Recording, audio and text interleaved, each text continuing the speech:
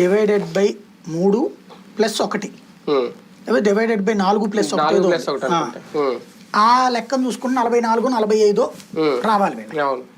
44 సీట్లకి వీళ్ళకి 150 కాబట్టి ఒకవేళ 20 మందో 30 మందో బయటికి పోయినా 20 మంది బయటికి పోయినా ఏ దగ్గర 130 ఉంటారు. 340 120 వచ్చేసినట్టే. కానీ ఏం చెప్తున్నది ఏంటంటే 50 మంది ఉన్నారు అనేది గంటా శ్రీనివాస్. మామూలుగా ఇప్పుడు చంద్రబాబు గారు చెప్తా వచ్చేలా మొత్తం పరిగెత్తుకొచ్చేస్తారని 50 మంది ఉంటే గనక అసలు వీళ్ళకి ఈ రాజీనామా గురించి ఎందుకు ఫీల్ అవుతాడు ఆయన?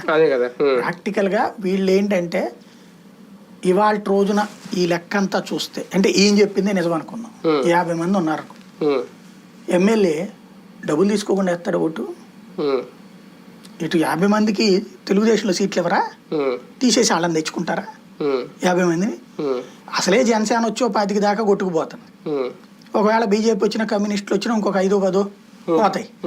అక్కడికే 35 మంది వస్తుంటే మళ్ళీ 50 మందిని వైసీపీ నుంచి తెలుగుదేశంలోకి తెచ్చుకుని 50 మందికి సీట్లు ఇస్తుందా తెలుగుదేశం? కానీ అలా జరుగుతుందా? రాజ్యసభ ఎన్నికల్లో ఒక పార్టీ ఎమ్మెల్యే ఓటు వేయకుండా ఆ పార్టీని అంటే ఎమ్మెల్సీ ఎన్నికల్లో అలా జరిగితే మొన్న వాళ్ళ మీద వేటు వేశారు కదా, రాజ్యసభ ఎన్నికల్లో అలా చేయొచ్చా? అంటే నాకు ఉన్న సమాచారం మేరకు అయితే నేను మళ్ళీ కొంతమంది ఎమ్మెల్యేలతో మాట్లాడాను. కొంతమంది దానికి దీనికి తేడా ఉంది.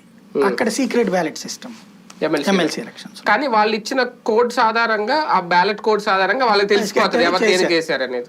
కానీ ఇక్కడ పార్టీ నుండే సస్పెండ్ చేయగలిగారు కానీ అనర్హత వేట్ వేయలేదు. ఇక్కడ అనర్హత వేటు పడుతుంది.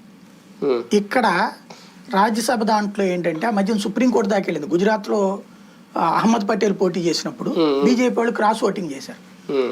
ఇక్కడ సిస్టమ్ ఏంటంటే మన తరపున ఒక ఏజెంట్ ఉంటాడు అక్కడ, ఆ ఏజెంట్ కి మనం చూపించి ఓటేయాలి. పార్టీ తరపున మన పార్టీ తరపున ఏ పార్టీకి ఆ పార్టీ అభ్యర్థి తరపున ఏ అభ్యర్థికి ఆ పార్టీ అభ్యర్థి ఆ పార్టీ ఏజెంట్ చూపించాలా, ఆ పార్టీ అభ్యర్థి ఆ పార్టీ ఏజెంట్ చూపించాలి.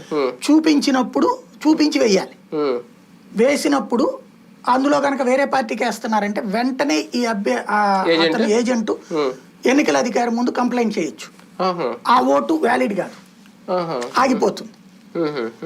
ఇది దీని మీద సుప్రీంకోర్టు దాకా ఛాలెంజ్ చేశారు. చేస్తే సుప్రీంకోర్టు కూడా పార్టీ ఫిరాయింపులు ఇట్లాంటి దాన్ని ఎంకరేజ్ చేయొద్దు, ఇది చట్టమే తీసుకురావాలి మార్పుల ద్వారా. కాబట్టి